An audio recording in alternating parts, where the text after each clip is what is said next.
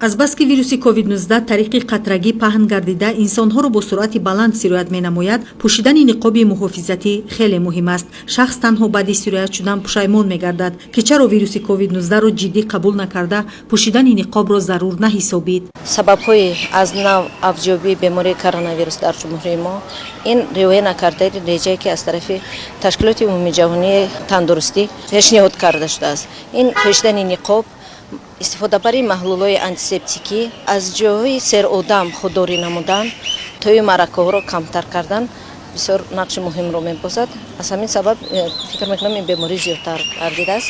таҳлилҳо нишон доданд ки танҳо тавассути истифодаи ҳатмии ниқоб метавон паҳншавии бо суръати сирояти коронавирусро то андозае паст намуд. ин аст ки ситоди ҷумҳуриявӣ оид ба пурзур намудани чораҳои зидди эпидемиявӣ барои пешгирӣ аз интиқолу паҳншавии бемории сироятии COVID-19 дар Тоҷикистон пӯшидани ниқобро ҳатмӣ эълон кардааст. мушоҳидаҳо нишон доданд ки аҳолӣ танҳо ҳангоми воридшавӣ ба муассисаҳои тиббӣ бо таъкиди табибон ниқоб мепӯшанд, вале берун аз муассисаҳои тиббию профилактикӣ аксарият дар кӯчаю хиёбонҳо бе ниқоб гашту гузор намуда нисбат ба солимии худ бепарвогӣ ва бемасъулиятӣ зоҳир менамоянд. ба назди духтур омадан бисёртар реҷаро нигоҳ медоранд, чунки ҳатман дар ҳар як муассисаи тиббӣ дар назди дар шахсони мутасаддӣ ҳастанд ки барои ниқоб пӯшидан як бор таъкид мекунанд. албатта дар кӯча мо бисёр мебинем ки онҳо бениқоб ҳастанд. тавсияи мо ҳамчун табиб ин пӯшидани ниқобҳои тиббӣ мегӯянд ки 80% пешгирӣ мекунад. ҳамин 80% ҳам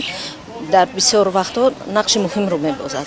аз ҳамин сабаб аз тамоми шаҳрвандои Тоҷикистон хоҳиш мекардем ки пӯшидани ниқобро дар ҷойҳои серодам риоя кардани масофа ва аз ҷойҳои серодам худдорӣ мекардан барои пешгирии беморӣ бисёр хуб мешуд. дар ҳолати дар худ эҳсос намудани аломатҳои ҳарорати баланд ва сулфа набояд ба худтабобатӣ машғул шуд. ҳамчунин на ба беморхонаҳо, балки ба дармонгоҳи минтақавӣ ва ё табиби оилавӣ бояд муроҷиат кард. шахсоне ҳаст ки вақте ки нишонаҳои беморӣ пайдо мешаванд ба худ тавбат кунӣ машғул мешаванд ки ин оқибати нохуб дорад. вақте ки 3 рӯз ё ки 5 рӯз тавбат мегирад, мебинад ки ба натиҷае намедиҳад, баъдан ба табибон муроҷиат мекунад, аллакай дар беморӣ оризаҳои ҷиддӣ дида мешавад ва барои табибон дар ин ҳолатҳо мушкилӣ пеш меорад. аз ҳамаи шаҳрвандон хоҳиш карда мешавад ки дар ҳолати нишонаҳои аввалин онҳо метавонанд ба табибони оилавии худ, ба табибони минтақавии худ муроҷиат намоянд, то ин ки сари вақт ба хайр гирифта шаванд, сари вақт таҳти назорат гирифта шавад, тавбат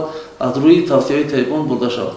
паҳншавии вируси COVID-19 ки шаклашро дигар карда авзои ҷомеаи ҷаҳонро зери таҳдид қарор додааст, бояд бо кӯшишу масъулияти ҳар як нафар ва риояи ҳатмии қоидаҳои беҳдоштӣ дар мамлакат пешгирӣ карда шавад.